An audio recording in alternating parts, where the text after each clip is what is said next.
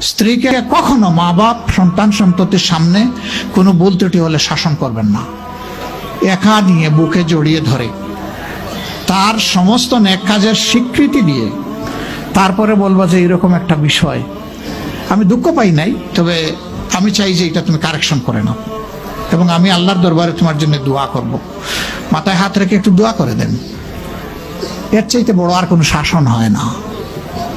কিন্তু আপনি যদি মাকে খুশি করতে গিয়ে মায়ের সামনে তাকে ধমক দেন, তার ব্যক্তিত্বের উপর আপনি তীর ছুঁড়েছেন, আঘাত দিয়েছেন, সে ফুঁসে উঠবে।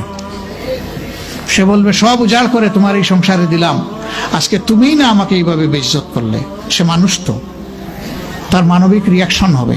কাজ করব না আমরা কেউ।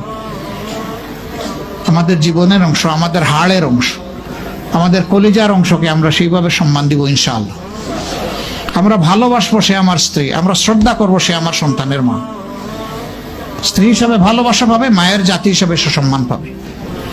এই দুইটা ব্যালেন্স করে যদি আমরা চলি, গড় হবে জান্নাতের টুকরা ইনশাআল্লাহ।